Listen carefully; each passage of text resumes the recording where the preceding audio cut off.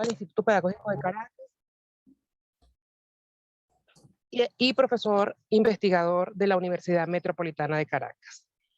Tengan todos una buena mañana. Profesor, para nosotros siempre es un gusto escucharlo. El espacio está dispuesto para que usted pueda iniciar cuando guste. Enciendan la cámara, por favor, para que las personas que están en sala lo puedan ver. Y bienvenidos nuevamente. Bueno, muchísimas gracias. Bienvenidos todos acá a nuestro Departamento de Geografía e Historia, Sala Pablo Vila. Ya la doctora Arismar hizo la presentación del ponente o del presentador de la clase de hoy, el doctor David Ruiz Chatén, profesor investigador de la Universidad Metropolitana de Caracas, pero además también profesor jubilado del Instituto Pedagógico de Caracas, donde hizo parte de su carrera. Un gran investigador, tiene una gran obra escrita. Yo me voy a permitir leer algunas de sus producciones, ¿no? Ideas de la Federación de Venezuela, publicada en el año 95, Investigaciones de Historia Política, publicada en el año 1999, La controversia centralismo-federalismo en la prensa venezolana del siglo XIX en el año 2001. Creo que fue publicado por la prensa, ¿no? En Últimas Noticias, es parte de ese trabajo, ¿no? Y por la UPEL. Ese libro fue publicado por la UPEL. Excelente. La independencia de Hispanoamérica en el año 2005, las biografías de Ignacio Andrade, Francisco Linares Alcántara y Miguel José Sanz para la Biblioteca Biográfica Venezolana del Nacional. Historia intelectual de Venezuela en el año 2011, Historia de las ideas en Venezuela 2017, de la independencia a la construcción de la democracia representativa en el año 2018, Escritores políticos venezolanos 2020, ha sido colaborador de revistas especializadas, tales como Tiempo y Espacio, una revista del Centro de Investigaciones Históricas Mario Señora Gorri, del Instituto Pedagógico de Caracas, la UPEL, Análisis de Coyuntura, entre otras. Bueno, así que un hombre con toda la solidez en el área de la investigación. Además, bueno, tengo que decir que tuve el honor de ser su estudiante por allá, inicios del año 2000. Casi todo. Ajá, y por allá tenemos a la profesora María Watts, que también pasó por las manos del profesor David Ruiz Chatén. Le dejamos entonces el aula al profesor Chatén para que diserte sobre el tema que hoy le corresponde. Gracias. Okay. Buenos días a los amigos visibles y a los que están en lugares remotos. Buenos días para todos. Esta conversación se refiere a la historia de las ideas políticas. Un tema muy interesante. Yo de muchacho fui marxista y para uno lo económico, lo social era lo principal, lo fundamental. Era la fuerza motora de la historia. Pero en la medida en que yo me he ido familiarizando con la historia en diferentes momentos, me encuentro con que las ideas también pueden ser muy eficaces para movilizar las fuerzas históricas. Y entonces pienso en las revoluciones liberales. Es decir, ante una realidad se fue conformando una visión, y esta visión pues tuvo la fuerza de transformar el mundo. Todavía estamos en ese proceso de transformación gracias a las ideas ilustradas y a las ideas liberales. Los países del mundo de más prosperidad y de más libertad, la mayoría, con excepción de China, son los que están imbuidos de esas ideas. La independencia de Hispanoamérica.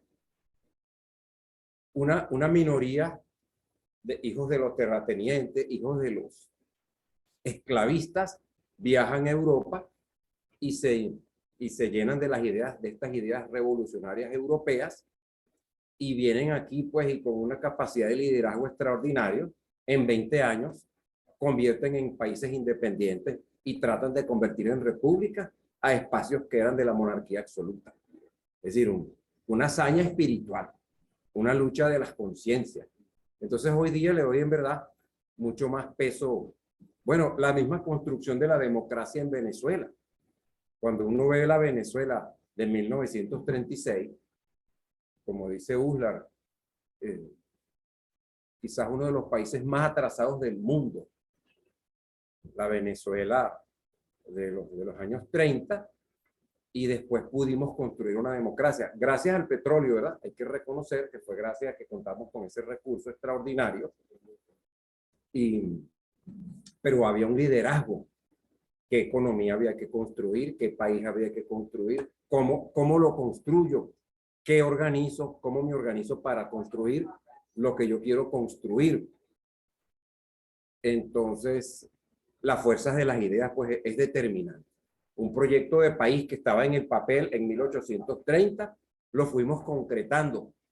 Las élites, los intelectuales, los pocos intelectuales que había en Venezuela en el siglo XIX, y lo poco que quedó de las élites que quedó destruida.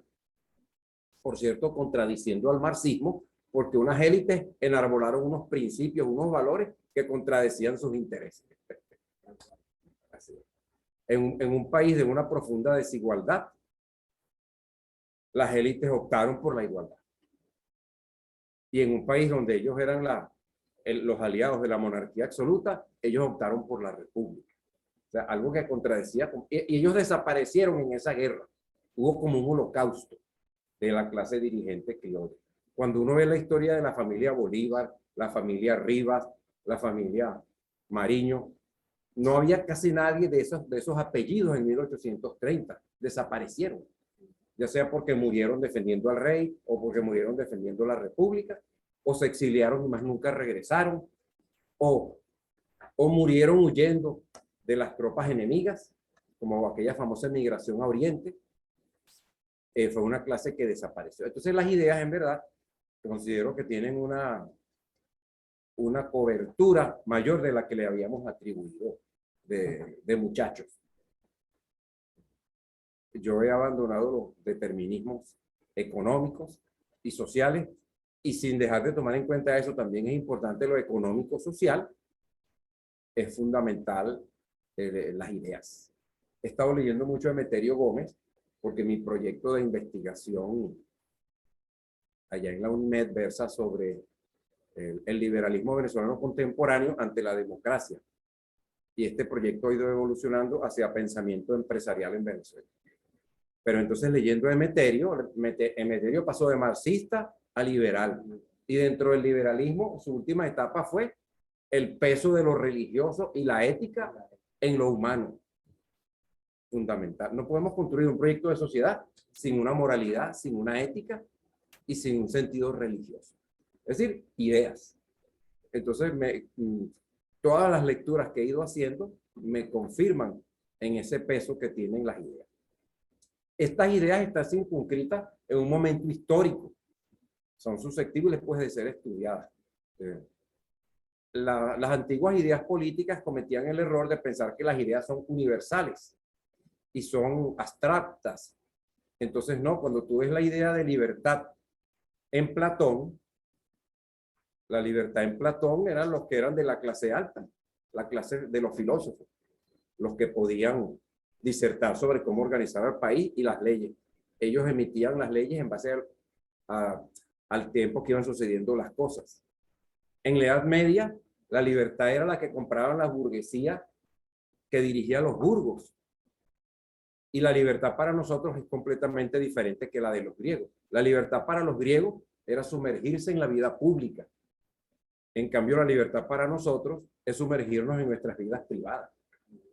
Entonces, los conceptos entonces no son abstractos y universales, sino que están condicionados por la historia. Cualquier concepto. El concepto de igualdad, el mismo Platón para igualdad para Platón, era que cada quien aceptara su sitio en la sociedad. Si eras de la clase de los filósofos, gobernabas, tenías privilegios. Si eras las clases de los guerreros, y si eras las clases de los trabajadores, tú tenías que aceptar tu condición, porque así era la sociedad. Es decir, igualdad era que cada quien aceptara su posición dentro de la sociedad. Hoy día igualdad es otra cosa. Hay la igualdad jurídica, y hoy día aceptamos que la única igualdad posible ante la tremenda diferencia que hay entre los seres humanos, la única igualdad posible es la igualdad de oportunidades. Es decir, la sociedad tiene que darte a ti la oportunidad para tú desarrollarte. Pero tú no puedes reclamar lo que tú no puedes conseguir. Porque a veces una persona, no, fulano, no, dejó la maestría porque perdió una materia. Entonces le faltó voluntad, le faltó constancia. o se empeña en estudiar algo para lo que no le da su cabeza. Entonces, somos distintos. Si a nosotros nos ponen a todos a nadar, uno llega primero, otro se ahoga, otro llega de último. Si nos ponen a correr, otro es el que llega de primero, otro llega por la mitad, otro llega de último. Como decía Bolívar en el discurso ante el Congreso de Angostura, tenemos una gran desigualdad, y la igualdad jurídica es porque todos somos seres humanos, todos somos hijos de Dios, y entonces hay una igualdad moral, una igualdad ética, pero lo que prevalece entre los seres humanos es una profunda desigualdad. El mismo Marx, él decía, el capitalismo, la competencia pare permanentemente de desigualdad. Tú pones a 100 personas y le das crédito a 100 personas, unos quiebran, otros abandonan y otros se convierten en empresarios, porque se sabe administrar, porque escoge un producto que le gusta a la gente, porque sabe hacer marketing, como se dice ahora. Entonces somos profundamente desiguales y la igualdad hoy día la asumimos, sobre todo la igualdad de oportunidades. Claro, estamos hablando en un país igualitarista, donde decir esto quizás es una perversión burguesa, decir que la única igualdad posible es la igualdad de oportunidades. Entonces los conceptos están sometidos al tiempo y al espacio. La igualdad, la justicia, la democracia. La democracia, para los griegos, ¿qué era la democracia? Bueno, los hombres libres, los hombres, las mujeres eran cosas. El hombre podía hasta matar a su mujer. El hombre podía hasta matar a su mujer. En cambio, la democracia hoy día pues tiene los derechos civiles, los derechos sociales, los derechos políticos, la libertad de expresión. En cierta forma, volcarnos a nuestros intereses particulares para generar prosperidad. Entonces, son dos concepciones completamente diferentes. Y así cualquier concepto que tomemos, vamos a encontrar esas que están signados por la historia. Entonces, las ideas están signadas por su contexto histórico. Eso es otro elemento fundamental de las ideas. Las ideas responden a un contexto histórico. Los hombres o las mujeres no hacen ideas políticas como nosotros para un trabajo de ascenso, para una tesis doctoral, para un artículo arbitrado, sino para responder a las urgencias de su tiempo. El tema de la polis, cómo mantener a la polis, cómo hacer que las formas buenas de gobierno perduren y no entren en decadencia. Entonces ahí está el planteamiento que hizo Platón, está el planteamiento que hizo Aristóteles. Entonces las ideas responden a urgencias, las ideas responden a necesidades históricas, al contexto histórico en que se formulan esas ideas. Escogemos las ideas políticas, pudieran ser otras, ¿verdad? Las ideas en torno a la mujer, las ideas en torno, recuerdo Pedro Cunil Grau, que falleció recientemente, nos hablaba de la historiografía francesa, y entonces una exquisitez, la miasma y el perfume en la Francia medieval. No había baño, señores, no había agua corriente, entonces era la pelea entre las pestilencias y el perfume. De hecho, los franceses inventan la toilette. Entonces, esa es una línea de trabajo de las ideas. Mi amigo Juan Carlos Baez hizo La salsa es el vínculo, hizo la historia de la salsa en Venezuela, que también es algo espiritual, sobre todo en las zonas populares de las grandes ciudades de Venezuela. Esa es una forma espiritual pues, de recreación, de pasar el tiempo. Nosotros escogimos las ideas políticas, y estas ideas políticas pues tienen que ver con las luchas por el poder. La política tiene que ver con las luchas por el poder, tiene que ver cómo tomarlo, cómo conservarlo, el estudio de las instituciones, el estudio de los programas de los partidos políticos. Esa es la política. Tiene que ver con la convivencia, como dice Aníbal Romero, la política es el espacio para organizar la convivencia colectiva. Y también la política es el espacio para tratar de disminuir los conflictos, de disminuir que las diferencias no nos lleven a matarnos. Entonces, historia circunscrita a un espacio-tiempo, ideas, porque las ideas tienen su peso, y digo ideas para ser general. Porque yo, por ejemplo, voy a estudiar una época y me gusta saber lo que dijo el humilde impresor que publicaba una hojita suelta, y también me interesa saber pues lo que dijo el más connotado pensador de esa época. Porque si digo teoría política, un periodista no va a hacer teoría política ni filosofía política. Entonces, ideas cubre las teorías, cubre la filosofía y esas más humildes ideas políticas que están en una hojita suelta, en un periódico, en un folleto. Entonces, decimos ideas para darle amplitud a ese estudio de las ideas. Ese es un elemento metodológico de polémica. ¿Hay que estudiar solo a los grandes pensadores o hay que estudiar al coro? Hay que estudiar a todos los que escribieron en una época. Ser exhaustivo y revisar todas las fuentes posibles. Ese es otro criterio. Entonces hay algunas historias de las ideas que cuando tú ves el índice, Aristóteles, Platón, San Agustín, Santo Tomás de Aquino, las grandes figuras. Se estudian, algunos autores se concentran en el estudio de las grandes figuras de una época. Esas grandes figuras sintetizan las ideas de esa época. Pero yo he sido de los que más bien me dediqué a estudiar, por ejemplo, en el caso de Venezuela, yo me dediqué a estudiar la historia de las ideas en Venezuela. También pudiera dedicarme a estudiar el ámbito latinoamericano. Por ahí hice para Biblioteca Ayacucho declaraciones y actas de independencia de Hispanoamérica, que son el primer grito de independencia y el acta de independencia de cada país. Que por cierto todavía hay una confusión aquí. El 19 de abril no es la declaración de independencia, es como el primer grito. Y el 5 de julio es que se firma la independencia. Entonces, ese ámbito latinoamericano y ámbito venezolano ha sido mi espacio de estudio. Y más bien rescatando figuras poco conocidas. Porque entonces, ¿qué pasa en la maestría, en el pregrado, en el doctorado? Positivismo. Todo el mundo quiere trabajar a Vallenilla. Por Dios, pero si hay como 40 pensadores, mínimo. Hay como 40 reconocidos. Entonces vamos a estudiar a uno de esos que nadie lo ha estudiado, que cuando tú buscas sus libros, uno está en la academia, otro está en la Biblioteca Nacional, otro está en el Banco Central. Por cierto que no es nada fácil consultar en el Banco Central. La revolución es especialista en cerrar bibliotecas. Tremendo, terrible. A menos mal que uno hace sus amistades y estamos en Venezuela, que es el país de la rima, el país de la amistad, y me hice amigo del muchacho de la biblioteca y él me escanea los materiales que yo necesito y los tengo entonces escaneados. Pero sí, la biblioteca del Banco Central la cerraron por la pandemia y no la abrieron más. La Biblioteca Nacional está en una situación calamitosa, muy dolorosa la situación de la Biblioteca Nacional, donde están todos estos materiales. El Archivo General de la Nación y la Biblioteca Nacional.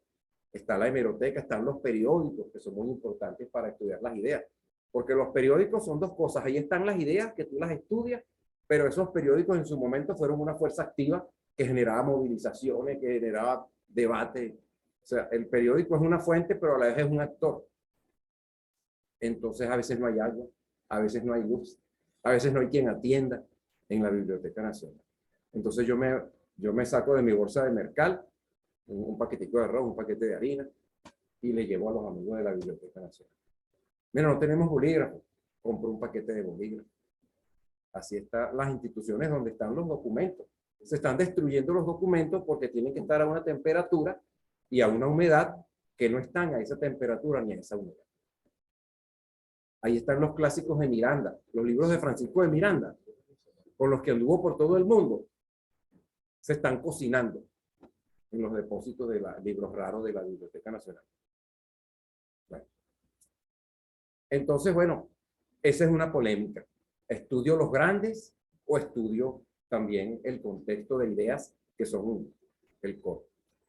Sobre todas estas cosas hay una escuela de Cambridge que han hecho Quentin Skinner, Pocock, que han hecho como una reflexión teórico-metodológica de cómo estudiar la historia de las ideas. Entonces, por ejemplo, ¿qué puede estudiar uno cuando estudia a un autor o una época histórica? ¿Cuáles son las influencias sobre esos autores? Ese es un elemento interesante. ¿Y cómo precisa uno las influencias que hubo en Simón Bolívar o en Simón Rodríguez? ¿Cómo tú logras atrapar que el hombre, el caso de Simón Rodríguez, que estuvo en Europa, que se perdió un poco de años y no se sabe dónde estuvo, y entonces dicen que es socialista utópico, que es republicano. Él no menciona mucho lo que leyó. Entonces, ¿cómo tú detectas las influencias en un autor? Solamente las referencias explícitas. Entonces, ese es un tema metodológico. Es decir, ¿cuáles son las influencias en un autor? ¿Cuál es la influencia de ese autor en su sociedad? Es otro elemento interesante. La recepción que tuvo la sociedad de las ideas de ese autor. En Venezuela hay trabajos modélicos en ese sentido. Los que hizo Elena Plaza sobre José Fortul y sobre Laureano Vallenilla Lanz. Elena Plaza, bueno, también hay que estar muy bien dotado como investigador. A veces a nosotros nos cuesta ese nivel. Yo recuerdo que yo hablaba con Luis Castro Leiva en la Biblioteca Nacional y yo me puse a hablar de unos conservadores franceses porque él los estaba leyendo en el idioma original en la Biblioteca Nacional, ediciones originales del siglo XIX de autores conservadores franceses. Cuando él se dio cuenta que yo me los leía en castellano, me dijo, no me quites mi tiempo. Y se puso a leer. Entonces, hay que aprender idiomas. Elena Plaza, cuando trabaja Laureano Vallenilla Lanz, Vallenilla Lanz hablaba inglés y francés, pero entendía otros idiomas. Y Elena Plaza habla esos idiomas o los lee por lo menos. Es una gran exigencia, es un nivel de exigencia muy alto que Venezuela, con sus universidades autónomas dentro de la democracia, llegó a generar ese intelectual, que yo diría intelectual mundial, intelectual global. Germán Carrera Damas. Tantos intelectuales que hay en el mundo y las Naciones Unidas le puso a dirigir a Germán Carrera Damas la historia universal de la humanidad. La dirigió nuestro Germán Carrera. O nuestro Manuel Caballero, nuestro Mariano Picón Salas. En el siglo XX Venezuela generó una intelectualidad mundial de 4 o 5 idiomas. Este señor liberal, Moisés Naín, 200 millones de lectores, porque escribe en unos 12 periódicos internacionales. ¿Qué les parece? Nuestro Moisés Naín, que trabajó en el IESA, egresado de la Universidad Metropolitana. Bueno, entonces Elena Plaza se pone a revisar los periódicos en la época de Vallenilla Lanz. ¿Qué reseña se hizo sobre el libro Cesarismo Democrático? A eso me estoy refiriendo. ¿Qué folletos a nivel venezolano y a nivel latinoamericano? Incluso a nivel internacional consiguió referencias del impacto en el fascismo italiano del cesarismo democrático de Laureano Vallenilla. Traducido ese libro a varios idiomas, el libro de Laureano Vallenilla. Entonces es muy importante la influencia que tuvo un texto en su sociedad. Bueno, Vallenilla Lanz, imagínense, tuvo ese valor intelectual de haber sido republicano, demócrata y antiimperialista y liberal, y después que estudió con el positivismo la realidad venezolana, mandó todo eso para el Carrizo y dijo, Venezuela necesita, para pasar de la barbarie a la civilización, de una sociedad inorgánica a una sociedad orgánica, Venezuela necesita la dictadura.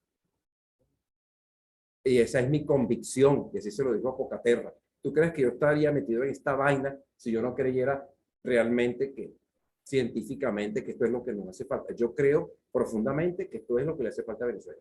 Y entonces, cuando se volvió positivista, estudió en Francia y todo, estuvo en Francia, aprendió varios idiomas. Entonces él le escribe a Pocaterra, que se lo reclama un poco, debe ser que Pocaterra se lo reclama. Y entonces esta es la carta, porque el archivo de Laureano Vallenilla Lanz, revisar archivos personales para hacer estos estudios de la idea.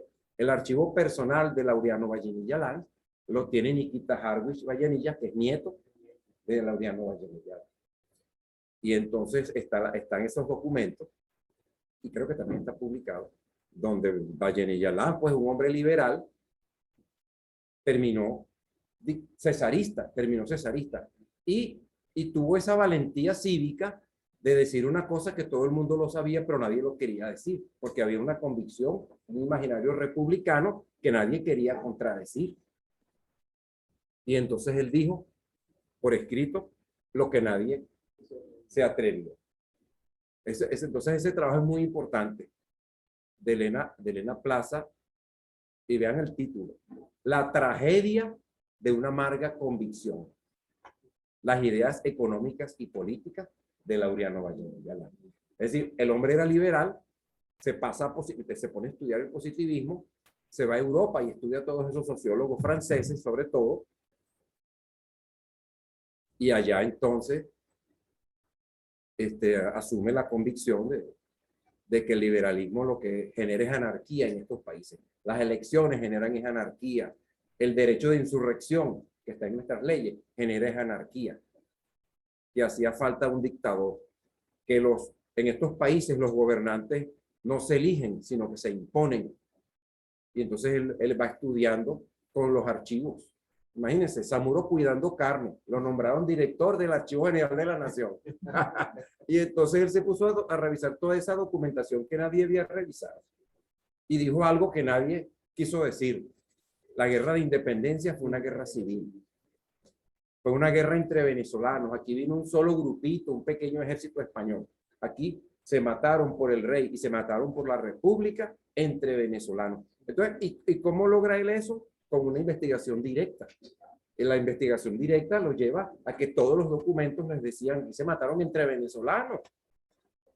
Aquí se mataron entre venezolanos. Quien le dio la lista a Boves de quienes tenía que perseguir, quienes tenía que capturar, dónde estaban escondidos, eran venezolanos, venezolanos realistas, que se agazaparon mientras estuvo la República, y cuando cayó la República, entonces se volvieron ensanguinarios perseguidores de los republicanos, de los patriotas.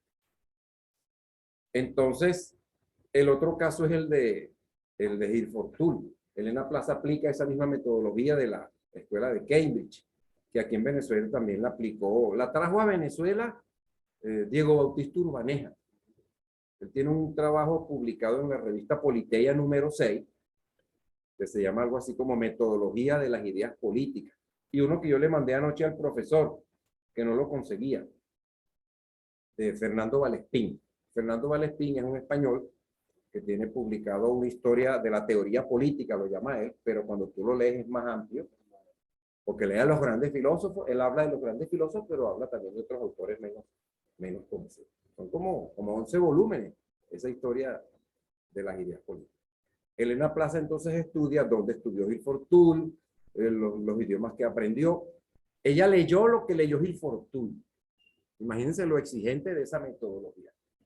Ella leyó más o menos lo que leyó Hilford Tull, porque Hilford Tull, sí, como era historiador, sí más o menos citaba. Entonces ella fue a la Arcaya, en Venezuela, a los sitios, y fue al exterior a buscar los libros que leyó Hilford Tull. Cómo construyó su historia constitucional de Venezuela y el impacto que tuvo la historia constitucional de Venezuela en la sociedad venezolana. Esta metodología de Cambridge también se preocupa por cosas como esta. El tema de la coherencia en el autor. Cuando estudiamos a Bolívar desde hoy día, le damos una coherencia que no tiene. Porque Bolívar en un momento decía que tenían que hacerse elecciones periódicas. Pero entonces después parió la presidencia vitalicia. Entonces hay incoherencias en los autores. Y más en nuestros autores latinoamericanos y venezolanos, que no son profesores universitarios, que están haciendo un sistema filosófico, sino que están corriendo porque perdieron una batalla, o están buscando armar un grupo porque van a otra, o están organizando sacando a la gente de los pueblos, porque si perdieron unas batallas, venían los realistas y mataban a toda la gente que encontraban en el pueblo. ¿Cómo sacar? Entonces el ejército nuestro no era una cosa muy bonita, no era una cosa, sino que era medio pueblo, los soldados medio vestidos, mal armados, y atrás la mujer, los muchachitos, cocineros, vacas, cochinos. Entonces era un ejército que no se veía muy elegante, fue muy marcial, esos ejércitos de la independencia. Bueno, entonces Elena Plaza estudia a Hilford Tull con esta metodología, y entonces otra de las cosas que hay que ver cuando uno está estudiando las ideas, que uno no tiene que forzar una coherencia que los autores no tienen. Lo cierto es que hay incoherencias, hay inconsecuencias, hay evolución, sobre todo en el caso nuestro, pero también en el caso mundial. Muchos comunistas prosoviéticos, después que Khrushchev muestra en un informe del Partido Comunista lo que había pasado en la época de Stalin, muchos comunistas dejaron de ser comunistas. Porque a nombre del comunismo se construyó fue una sociedad monstruosa, de asesinatos, de represiones, de dirigentes que, para que no le mataran su familia, se confesaron que eran traidores y se suicidaron para que no le mataran a toda su familia. Y todo eso salió en el informe de Khrushchev, de la época, de lo que fue la época de Stalin. Entonces, por eso mucha gente, intelectuales de gran valía internacional, abandonaron el comunismo y se fueron al liberalismo o se fueron a la incredulidad. En estos días, Carlos Raúl Hernández, a quien yo le pregunté si era liberal, porque yo estaba estudiando a los liberales, y él me dijo, yo revisando sus cosas tenía esa confusión, él me dijo, no, yo fui comunista, fui socialdemócrata, y hoy día no sé qué soy. Las ideologías son máscaras del poder, son mentiras.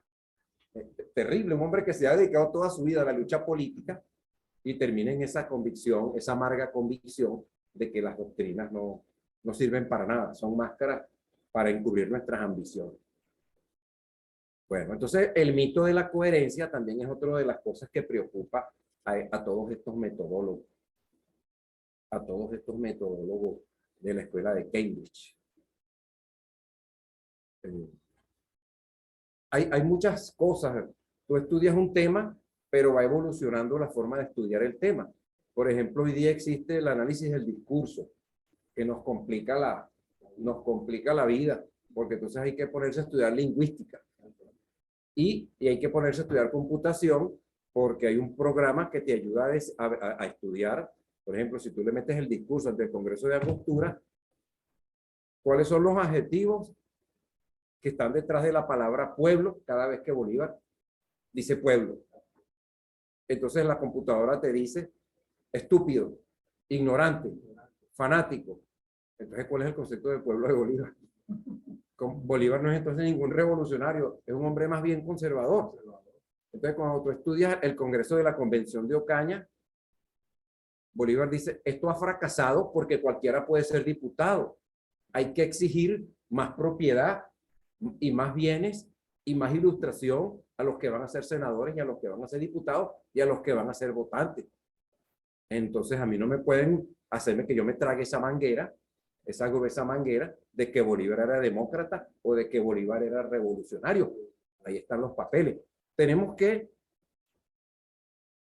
no hacer como hacía, por ejemplo, don Federico Brito Figueroa, que forzaba la realidad a lo que él pensaba. Tenemos que someternos a lo que nos dice la realidad, a lo que nos dice la investigación documental, sistemática, exhaustiva, extensa, los grandes autores, los autores menores. Y entonces, si yo iba con una idea, ideas democráticas de Simón Bolívar, y cuando estudio los documentos de Simón Bolívar me encuentro con que Bolívar no era demócrata. No podía ser demócrata porque la democracia en cierta forma es un invento posterior. En todo el mundo la votación era censitaria. Más bien aquí fue un poquito abierta. En estos países hispanoamericanos, el sufragio restringido, bueno, votan los soldados, pero muchos eran analfabetas, ¿no? Pero ellos se fregaron para construir la patria. Entonces votaban los soldados. Ahí era un poquito más abierto esa votación censitaria. Un poco como decía Cabruja, el decreto de guerra-muerte hecho por los venezolanos, ¿no?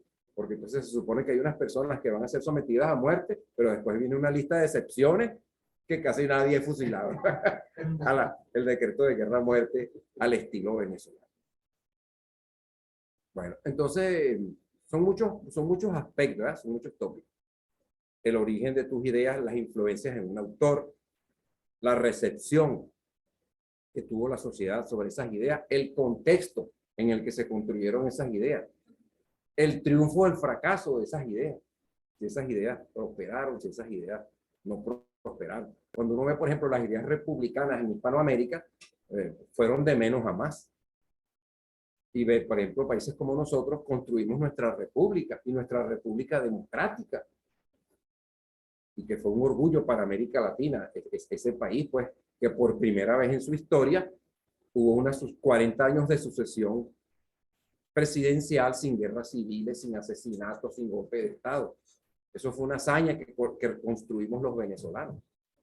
La República, Hispanoamérica, en países de esclavos, en países donde había una minoría privilegiada y todo lo demás era despreciable multitud promiscual, como dicen los documentos del siglo XVI y XVII. El mito de la coherencia, que es mentira que los autores tienen una completa coherencia. Uno construye esa coherencia cuando hace la tesis, cuando hace el escrito. Pero si tú estudias con más detenimiento del autor, en general no existe esa coherencia. Hay contradicciones, hay incoherencia, hay que el autor se desdice. El mito de la coherencia es otro de los que uno tiene que estar alerta cuando uno está construyendo un estudio de unas ideas de una época. También les puedo exponer un poco sobre mi experiencia, ¿verdad? Propiamente en este ámbito de la investigación. Podemos, por ejemplo, yo tengo un libro que yo lo hubiera escrito de otra manera si tú hubiese conocido estas cosas que hoy día conozco. Por ejemplo, mi tesis de maestría se llama La controversia centralismo-federalismo en la prensa venezolana del siglo XIX, 1864-1899. Revisamos toda la prensa venezolana del siglo XIX en lo que yo pudiera llamar la época de oro de la Biblioteca Nacional. Tú ibas a la Biblioteca Nacional en la época de Virginia Betancourt. Estaban los microfilm, todos los periódicos los microfilmaron, los microfilm estaban en perfecto estado, había aire acondicionado, todos los aparatos servían. Japón donó un aparato para tú sacar copias de los microfilm, entonces tú podías sacar copias de los microfilm. Y entonces yo revisé toda la prensa venezolana desde la Gaceta de Caracas en 1808 hasta el último periódico de 1899. Los de Caracas y los del interior. Hicimos una investigación muy exhaustiva.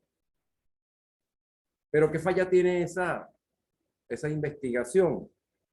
¿Quién había detrás de ese escritor? Si era un comerciante, si era un banquero, si era un liberal, si era un conservador. Yo saqué los artículos y reconstruí esa polémica, la controversia federalismo-centralismo. La traté de ambientar en su contexto histórico, pero si a mí me tocara volver a hacer ese trabajo, tomaría más en cuenta los intereses grupales o de clase, porque tampoco es que lo social y lo económico queda excluido del análisis histórico, también está incluido. Y entonces en ese trabajo tiene esa pata coja. A veces nos ayuda como la casualidad, como nos gusta jorungar papeles viejos, conseguimos cosas que no estábamos buscando. Por ejemplo, cuando yo escribí la biografía de Francisco Linares Alcántara, en el archivo de su hijo, que está en la Academia de la Historia, hay como 8 cajas de Francisco Linares Alcántara, padre.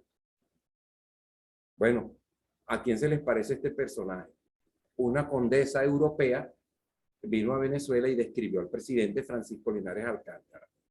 Cantaba, bailaba joropo, era mujeriego, decía refrán. Yo vi a Chávez, por cierto. Increíble. Y yo encontré, por pura casualidad, ese archivo. A veces nuestras limitaciones no nos permiten sacar más cosas de los documentos. Había muchos documentos cifrados. En el archivo de Francisco Linares Alcántara había muchas cartas que le mandaban del interior y otras que él mandaba desde Caracas. Y entonces me dijeron que fuera a los cuerpos policiales o que fuera a la Marina a ver si ellos me podían descifrar los códigos, porque eran cartas cifradas. Entonces son cosas interesantes. Cartas en muchos idiomas. Igual en el archivo de Ignacio Andrade, yo revisé el archivo de Ignacio Andrade cuando trabajaba en la Biblioteca Nacional y me encontré una chequera. Uno se consigue cosas curiosas, tarjetas de Andrade, fotografías de Andrade, unas chequeras enormes. Y me encontré cartas en muchos idiomas, cartas en varios idiomas. Encontré cosas curiosas, le hacían resumen de la prensa. 20 periódicos de Venezuela le hacían el resumen de los periódicos.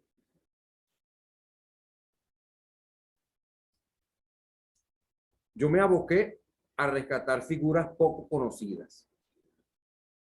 Entonces rescaté a José Ladislao Andara, un positivista, igual, de radical liberal a hacer discursos a favor de Gómez. Esta es una generación perdida. Esto hay que seguirlo estudiando, estas ideas positivistas.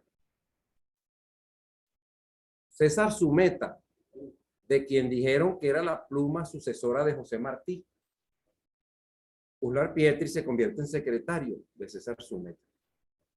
Y Arturo Uslar Pietri le pregunta a César Sumeta, ¿por qué usted no escribió una gran historia de América Latina?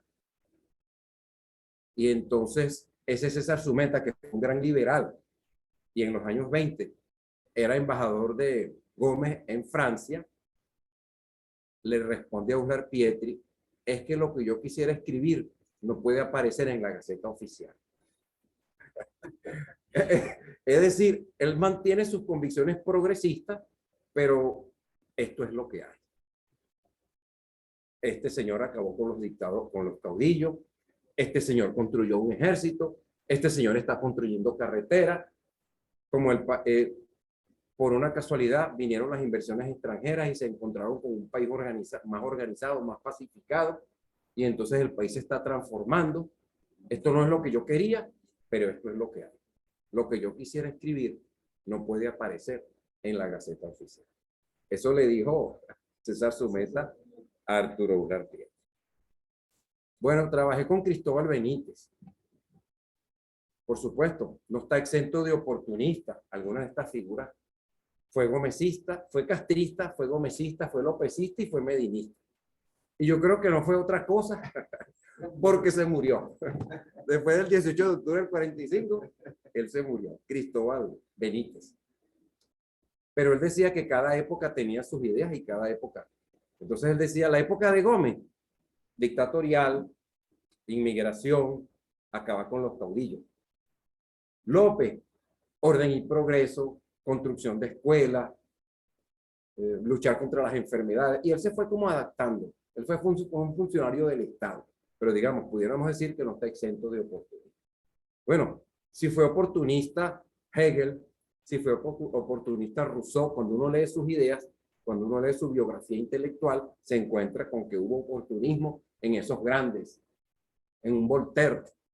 Entonces, ¿cómo no va a haber oportunismo quizás de adaptarse a las circunstancias que vivió para sobrevivir a estos personajes? José Ladislao Andara, Cristóbal Benítez, Horacio Blanco Fombona, hermano de Rufino. Bueno, el pobre hombre liberal, y ese sí se mantuvo liberal y antiimperialista.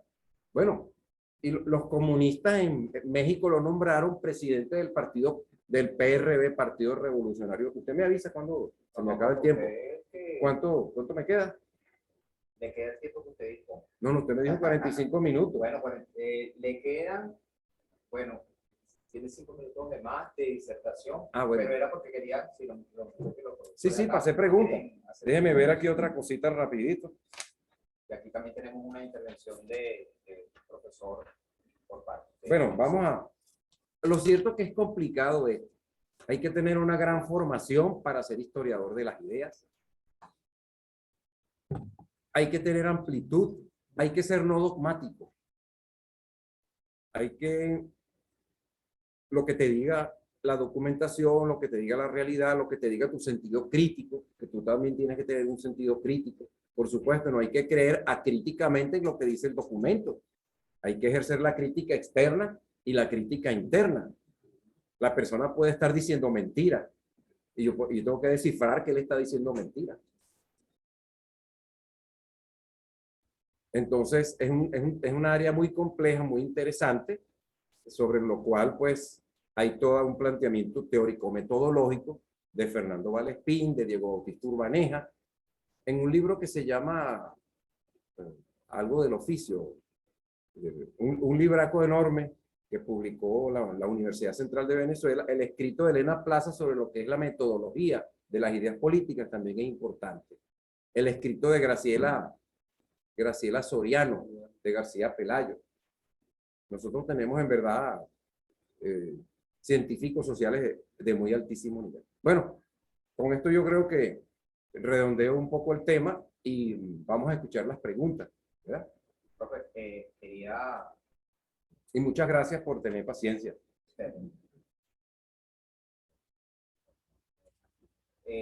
Quería, profesor, aprovechar la oportunidad para leer un comentario del profesor Manguía, profesor de la Universidad Simón Bolívar,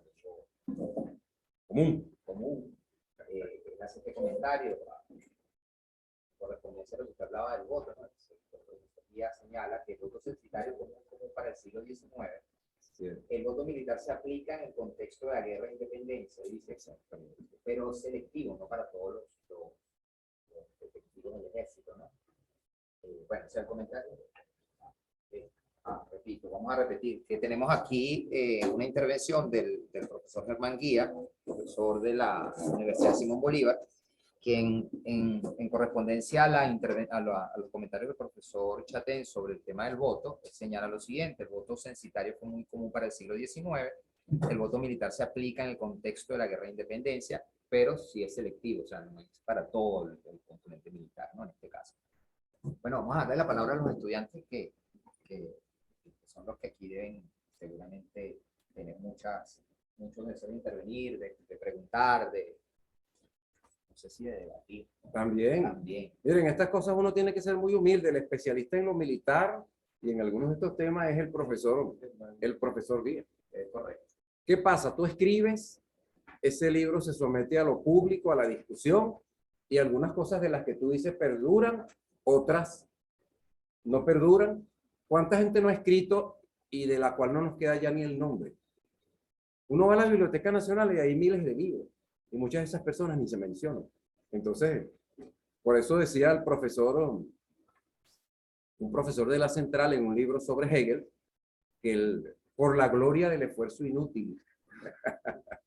O sea que a veces lo que hacemos no va a trascender, pero bueno, eso lo deciden los demás. Entonces hay que ser humilde en estas cosas, porque uno no se las sabe todas y siempre más bien la verdad es relativa y es una construcción colectiva, surgida del debate, de la crítica. Sí. Vamos a... Maestro, una cosa que quería preguntar. ¿Tiene que venir para acá? Bueno. Para que se oiga. No sé si se escucha, lo que pasa es que, a ver, si se escucha, ¿alguien está conectado o no? Haga la pregunta y yo la repito. No sabía que el hermano de Rufino Blanco fue presidente del PRI mexicano. Del Partido Comunista de Venezuela, que se llamaba PRI, que estaba en México, que estaba Salvador de la Plaza, todos esos exiliados que eran comunistas uña en el rabo. Eran comunistas muy... Bueno, y lo fueron hasta su muerte, 50, 60 años, y sus ideas inconmovibles. No sabía ese detalle. No, y un héroe, un hombre, mira, él estuvo en República Dominicana y entonces denunció los crímenes, así se llama el libro, los crímenes del imperialismo norteamericano en República Dominicana. Sacaron personas de manicomios y los pusieron a correr por una especie de campo de béisbol y practicaban con dementes los soldados norteamericanos. Entonces él denunció eso, entonces lo votaban de Puerto Rico, lo votaban de República Dominicana, porque siempre fue un periodista muy valiente, muy crítico, y es poco conocido. Poco conocido. Bueno, quisiera hacer su opinión sobre autores del ABC en el estudio de la idea política y qué intelectuales valen la pena. Tú dices de Argentina, Brasil. Sí, nacionales, autores nacionales. Bueno, de los nuestros, yo diría los clásicos nuestros del siglo XX, Picón Salas, sobre todo Picón Salas es fundamental. Mario Briceño Iragorri, Augusto Mijares, Ramón Díaz Sánchez, Enrique Bernardo Núñez, la lista es larga. Eso estamos hablando de los grandes, que han tenido hasta trascendencia internacional. Por ejemplo, Enrique Bernardo Núñez es el que inventa el cuento fantástico, no Jorge Luis Borges. El primer cuento fantástico en América Latina lo escribe Enrique Bernardo Núñez. Hombres de trabajo. Escribía en la edición matutina y vespertina de un periódico por 20, 30 años. O sea, 2 artículos de periódico al día. ¿Qué les parece? Rómulo Betancourt. Venezuela moderna, nos guste o no, con lo bueno y con lo malo que tiene, fue el proyecto de Rómulo Betancourt. Con lo bueno y con lo malo que pudo haber tenido ese proyecto. Bueno, digamos, si vamos hacia la parte política, Rafael Caldera también es importante, un autor internacional. Especificidad de la doctrina cristiana está traducido a varios idiomas de Rafael Caldera. Él lo hizo como un folleto para la militancia de Copey y se convirtió en una disertación que tiene alcance mundial. Fue presidente del Comité Parlamentario Mundial, Rafael Caldera. Teodoro Pekov. Teodoro Pekov fue declarado por el Partido Comunista de la Unión Soviética enemigo internacional del comunismo. Y Teodoro Pekov hizo una cosa extraordinaria. Siendo él comunista, fue evolucionando a una situación no comunista y dijo, la democracia es un logro civilizatorio de la humanidad. La revolución no se puede dar sin democracia. Porque entonces es que surge la oligarquía, es que surge la corrupción, es que surge la nomenclatura, un grupito que gobierna en ellos solos. Parte fundamental de la revolución tiene que ser la libertad. Sin libertad, sin democracia, no hay auténtica revolución. Eso fue un impacto mundial. Pensamiento de todo. Luis Castro Leiva es un autor un poco difícil, pero también un autor de rango internacional. Bueno, y en tiempos más recientes hay muchísimos autores. Entre los nuestros recientes, Marilena de González, Guillermo Tela Veledo, Edgardo Mondolfi, Inés Quintero, Manuel Caballero. Mira, Manuel Caballero es un deleite. Leer a Manuel Caballero es un deleite. De Gómez a Stalin, las Venezuelas del siglo XX. Germán Carrera Damas es más duro para leer, pero también pues, es un autor fundamental. Más de 70 libros. Entonces, hombres de una gran disciplina, una visión mundial. Tiene una visión mundial de la historia. Como decía Manuel Caballero, hay que tener como mucha cultura y entonces tú tienes como muchos ojos, como si fuéramos una mosca. Porque entonces saben de economía, saben de política, saben de relaciones internacionales, saben de cine, saben de literatura, de la ensayística mundial y latinoamericana, que es tan extraordinaria. Entonces son autores, en verdad, Manuel Caballero es un deleite leer. Laureano Vallenilla Lanz. Yo conocí en la Biblioteca Nacional una peruana que estaba leyendo los libros de Laureano Vallenilla Lanz y yo le pregunté, ¿va a estar haciendo alguna tesis sobre Vallenilla Lanz? No, me gustó cómo escribe. ¿De cuántos historiadores se puede decir eso? Me gustó cómo escribe. Escribimos pesado, ¿verdad? Sí, sí. La mayoría de los... Claro, Caballero era un hombre de periodismo, ¿no? Tenía esa pluma bastante... Sí. Tomás Estraca, un joven egresado de aquí, por cierto, pero que bueno, se ha lanzado hacia el infinito como una saeta.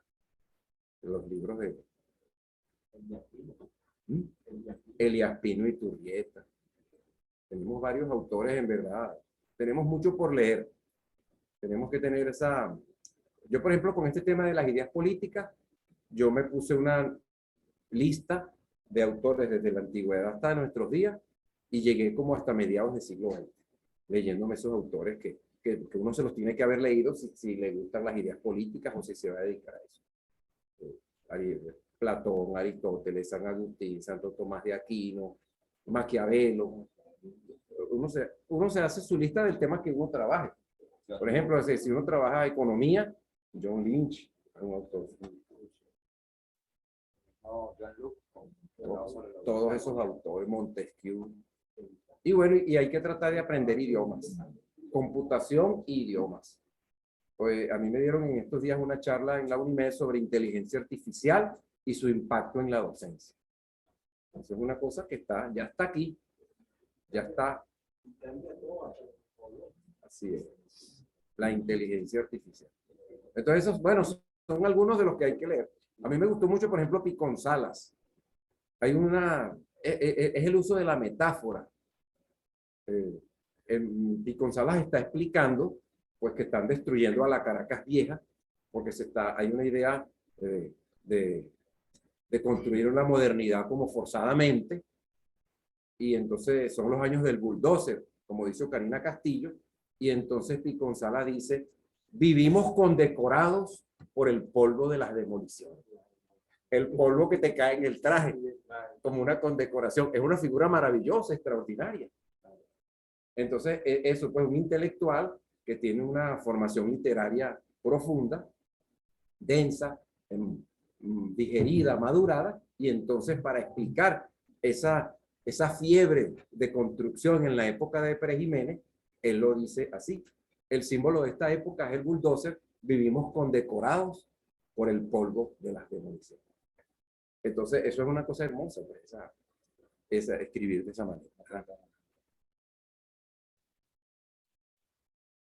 Ya, a mi amiga Yajaira Freites, la directora de la ASOBAC. Bueno, Hannah Arendt es fundamental. Todo el pensamiento contra el totalitarismo, todo el pensamiento, el tema de la maldad, la banalización de la maldad. Es una autora muy importante. Hannah Arendt. Es otro de los clásicos, digamos, internacionales que hay que leer. Ella tiene algunos aportes, profesor Hannah Arendt, sobre el tema de las revoluciones. Sobre la revolución, el libro sobre la revolución, la condición humana. Las revoluciones que han tratado de construir la libertad, la igualdad, han terminado todas en tiranía. Las revoluciones que han perdurado y han establecido más la igualdad son las revoluciones que han tratado de preservar la libertad, preservar las instituciones de la libertad. Los contrapesos contra el poder. Hannah Arendt, muy importante. Otra vez, a Caballero. Sí, cuando yo decía que tenemos intelectuales de talla internacional, el libro de Manuel Caballero sobre la Internacional Comunista y la seccional latinoamericana es un libro muy universal. Ah, por cierto, para estudiar historia de la cultura latinoamericana en el mundo, uno de los libros base es De la conquista a la independencia, de Mariano Picón Salas. O sea, tenemos intelectuales de talla internacional. Entre ellos, pues, don Mariano Picón Salas. Andrés Bello. Leopoldo Sea dice de Andrés Bello, es el libertador espiritual de Hispanoamérica. Sistematizó nuestro castellano, sistematizó nuestras relaciones internacionales, sistematizó nuestros códigos civiles, sistematizó nuestra vida universitaria y tuvo 50 años de influencia en uno de los países, pues, que logró echar para adelante en Hispanoamérica, como fue Chile.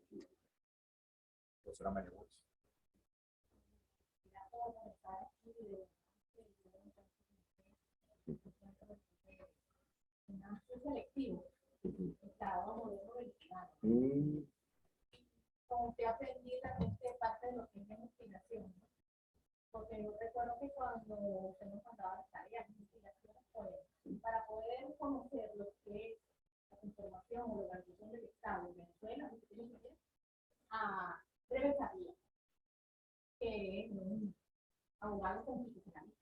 Entonces, yo ahí aprendí cosas que no conocía de lo que es en sí el Estado democrático como tal. Entonces, no sé si hacer una pregunta, una opinión, porque en este tiempo estamos viendo muy controversial y polémico positivo. Entonces, nosotros mismos vivimos con el clase, que no teníamos una democracia consolidada, que estábamos en ese proceso. En esta crisis que estamos viviendo, tanto político, económico, yo diría América y Coral, podríamos decir que es lo que predomina a una lista de nuestro país, una patriocracia, una democracia de partidos, realmente la democracia está en peligro, el Chile dice que la República se perdió. Hay mucha controversia, muchas evidencias, cosas. Y de todos los grandes pensadores que han estudiado, que han mucho papel, pero en realidad es otra, ¿no? Hay gente que dice que, bueno, la democracia no se come, la división fuerte que hay en la oposición, no se está pensando realmente en el progreso del país, no se está pensando sino más bien en el propio beneficio. ¿Qué opina usted sobre todo esto? Las ideas políticas. Bueno, la democracia venezolana tuvo su pata coja, digamos, en que éramos el país más, quizás más caudillesco y más dictatorial de América Latina. Es bastante decir, en un continente de tantas dictaduras, teníamos ese background, esos antecedentes. Entonces nuestra democracia fue muy centralista, el Estado fue muy centralista hasta los años 80. Hasta los años 80, cuando se inicia el proceso de descentralización, que se puede decir que fue en cierta forma fallido ese proceso, porque lo revirtió la Revolución Bolivariana, que fue algo democratizante. Lo demuestra que lo primero que trató de hacer la Revolución Bolivariana fue revertir el proceso de descentralización, que era el ejercicio del poder que se acercó al ciudadano. El control presupuestario se acercó al ciudadano. El poder de decisión se acercó al ciudadano. Los partidos tuvieron que activarse para escuchar más a los dirigentes regionales, porque comenzó a surgir una voluntad de cambio desde abajo, que la ayudó a construir Ramón J. Velázquez en contra de la voluntad de la élite dirigente. Ramón J. Velázquez recorrió el país y entonces se reunía con la gente del Ateneo, del pueblo, de la ciudad, con la iglesia, los representantes profesionales, y entonces se formaba un comité pro reforma en Coro, en Maracay, en Barquisimeto. Claro, ya existían las fuerzas en esas regiones, el país se había complejizado, había crecido la economía, y entonces había que descentralizar. Pero una de las cosas por las cuales Carlos Andrés Pérez perdió apoyo, por ejemplo, fue por devolverle a las regiones la elección de sus gobernadores. Entonces, una democracia centralista, una democracia muy partidista y con partidos, digamos, muy leninistas, decisiones desde arriba. Unos niveles de desigualdad que no soporta una democracia. La democracia tiene que ir hacia la igualdad, aunque nunca se alcance, hacia la justicia social, porque eso la deteriora a la democracia, que no resuelva los problemas de las mayorías, que las mayorías son el soberano. Uno investiga y lo que uno investiga lo transforma a uno.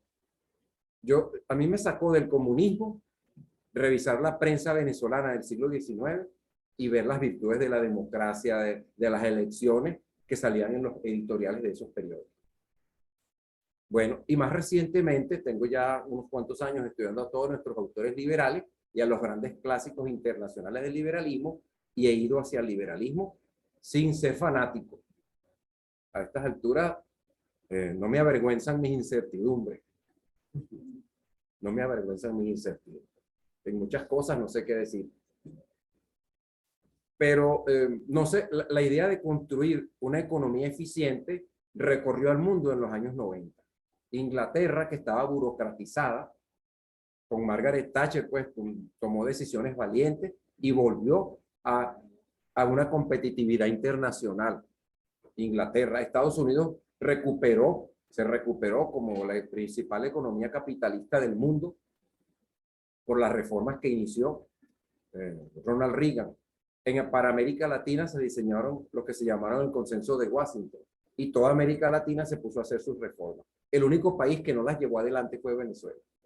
En cada país hubo forcejeos, y el demócrata, imagínense, hacer reformas liberales en países populistas, paternalistas y estatistas. Era una proeza parecida a la de la independencia. Era una proeza parecida a la de la independencia. Se está repitiendo. Sí, pero se llama. Construir economías eficientes. Entonces, construir economías eficientes, ¿no? El país respondió con el país respondió con golpes de estallidos Estado sociales y con la destitución de el que estaba que las implementó mal, que las implementó con celeridad.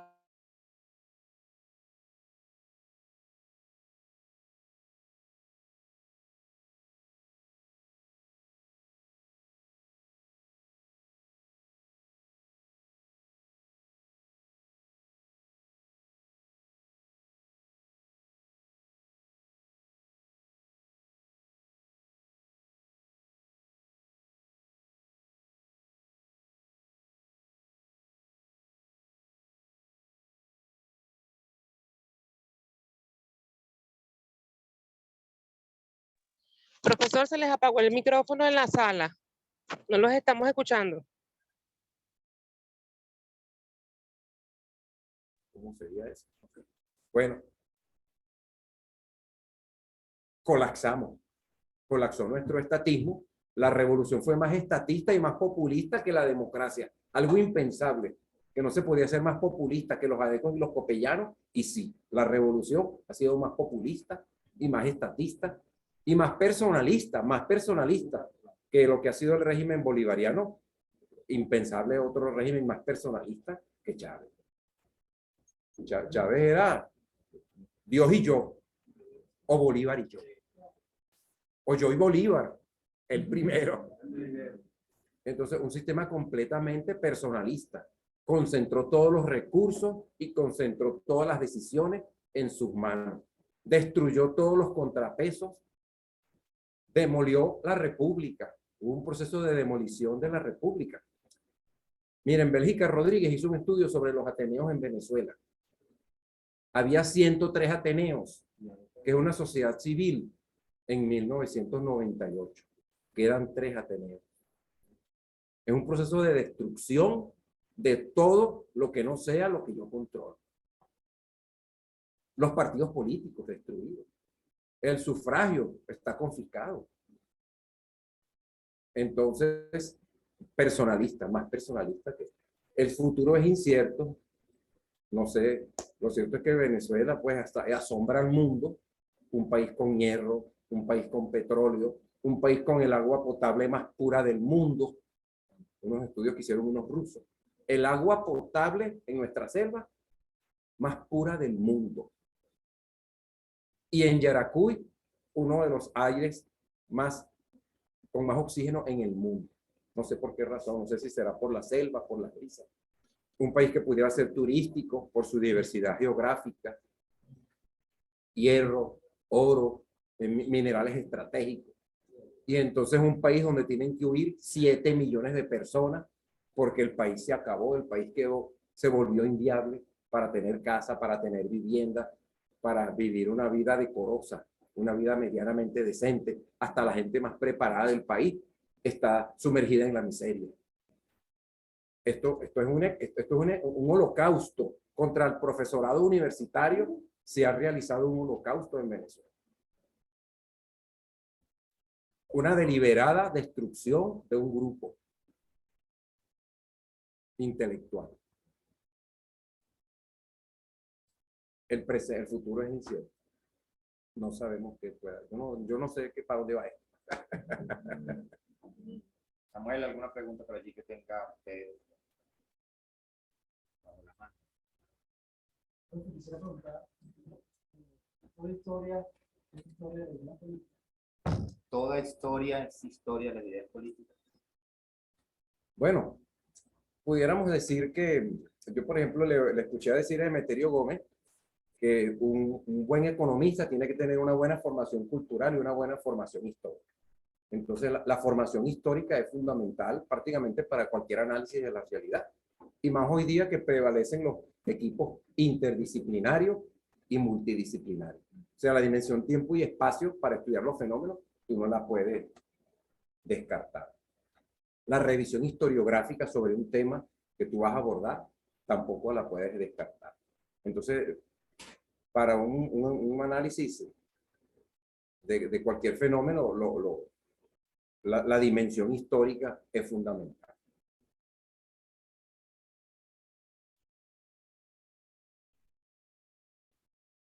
¿No hay más intervenciones, jóvenes? Ariadna, ¿alguna intervención que tenemos por allí? Esa maravillosa que hace Ariadna. Un estudiante excelente que tenemos aquí, Ariadna. Está bien.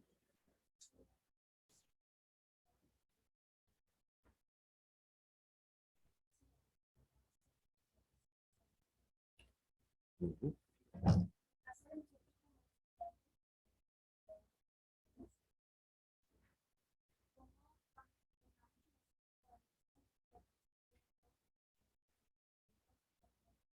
¿Cómo como investigadores podemos ampliar la sustancia de ese autor que trataría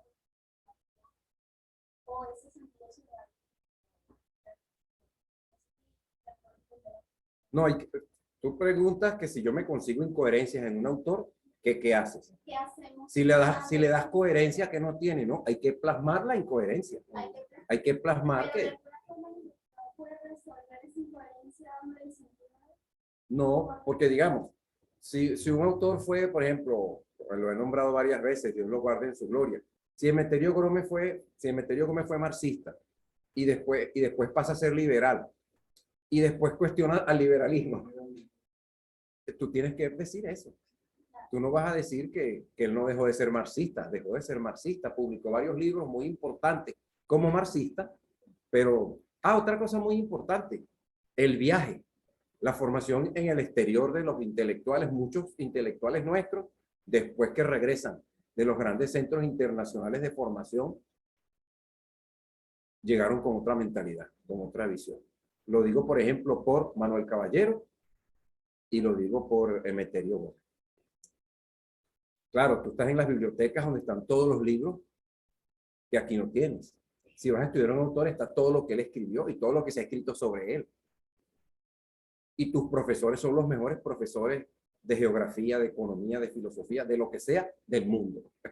Entonces, claro, si eso no te impacta, entonces eso te impacta. Entonces, si uno consigue que el autor tiene incoherencias, lo lógico es registrar esas incoherencias. Es un vicio metodológico darle una coherencia que no tiene el autor.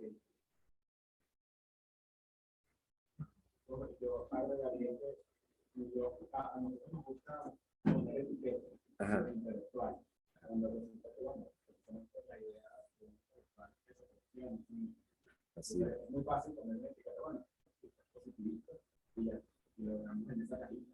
Cuando resulta, bueno, precisamente esa persona está en un constante transformación, crecimiento, su contexto también cambia, y por ende también es lógico, legítimo, respetable, que cambie de opinión.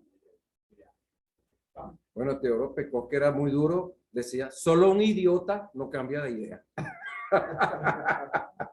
Decía Teodoro Pekov, solo un idiota no cambia de idea.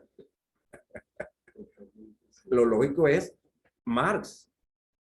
Hay un señor que le escribe a Marx y le dice la determinación de lo económico sobre los demás factores, es todo su planteamiento. Es exacto, es perfecto, es universal. Entonces, Marx le dice, si eso que usted dice es marxismo, yo no soy marxista. Marx fue cambiando de acuerdo al avance de la ciencia, los cambios en la realidad. Lo que pasa es que no siguió cambiando porque él se murió. Porque cuando muere Marx, ¿qué está pasando? Que el Estado está evolucionando de un estado de clase a un estado árbitro, porque la sociedad se ha complejizado. Y para evitar la violencia, el Estado pasa a ser árbitro entre los distintos grupos sociales, que se pueden hacer los cambios sin violencia, que se logró el voto para las grandes mayorías obreras. Y entonces surge la socialdemocracia, una rama que la lucha de clases se pueden arbitrar los conflictos de manera pacífica. Resolver las cosas pacíficamente es un gran logro de la humanidad. La democracia no es burguesa. La democracia es un logro en el proceso de alcanzar la convivencia entre los seres humanos, la solución pacífica de los conflictos. Marx a lo mejor hubiera avanzado hacia eso porque la realidad avanzó hacia eso. El Estado social, por el miedo a la revolución, el Estado alemán comenzó a desarrollar políticas sociales, el Estado de Bismarck. Educación, salud, cultura, salario mínimo, organícense políticamente, organícense gremialmente. Entonces, ¿para qué nos vamos a matar si podemos lograr las cosas pacíficamente? El Partido Socialdemócrata Alemán era el más poderoso de su país. Entonces, estos grandes cambios que se dieron en Alemania, quizás si Marx los hubiera registrado, hubiera cambiado, porque él era un hombre que, él dijo, ¿dónde está el capitalismo más avanzado?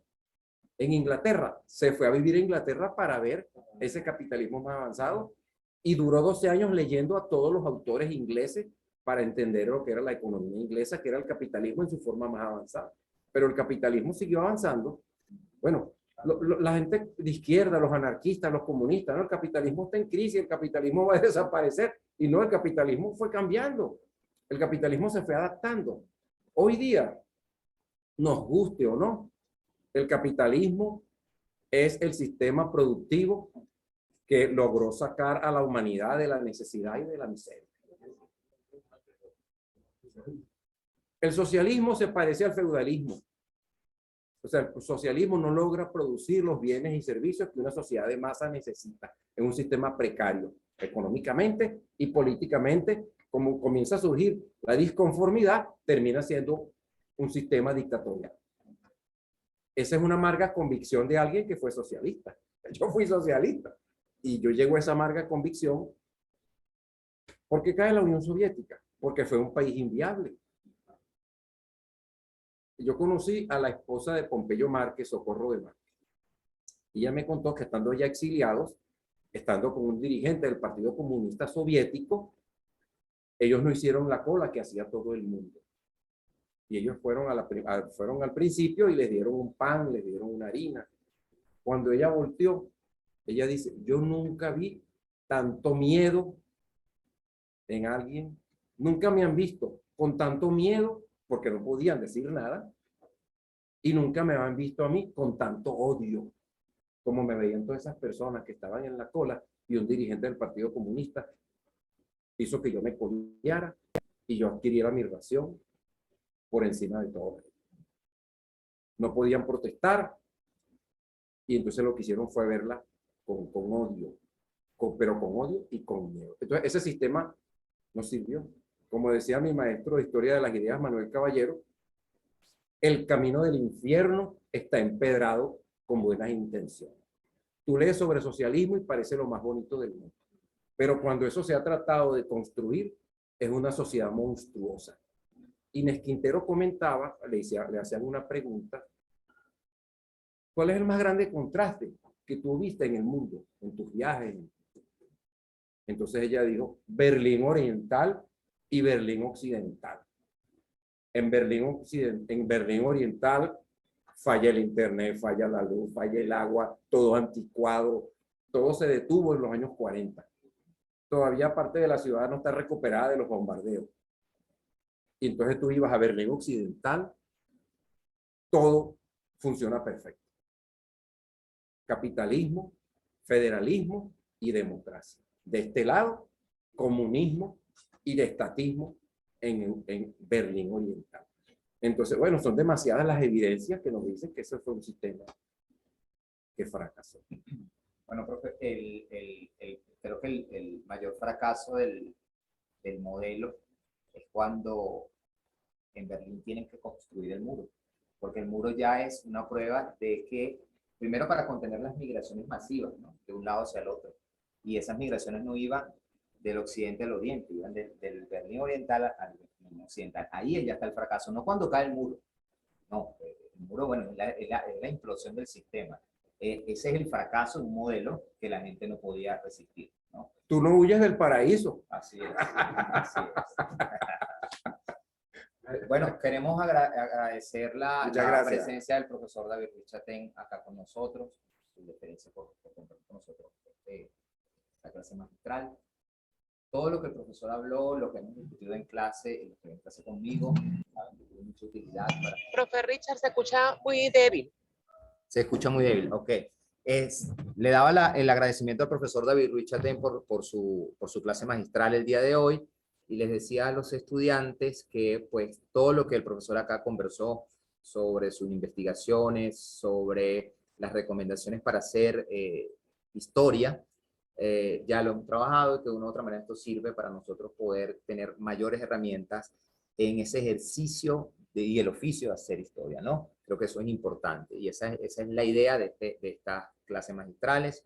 Hoy trabajamos cosas interesantes, creo que también derrumbamos un poco esa concepción, profesor, de confundir a veces filosofía con historia. Cuando nos acercamos a la idea, y si lo hacemos desde la clave de la filosofía, caemos en los absolutos.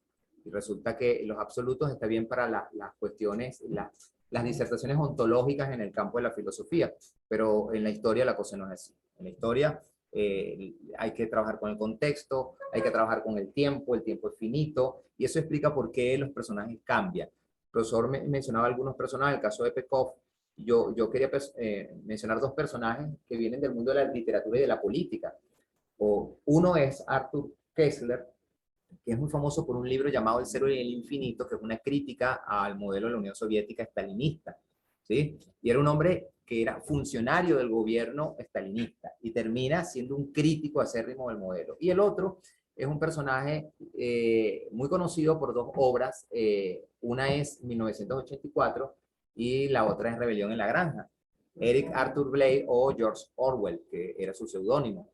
Pues un hombre que en principio predicaba ser de un hombre de izquierda y después termina siendo un gran crítico del modelo. Las personas evidentemente cambian, porque las personas son históricas, ¿sí? No son absolutas, ¿no?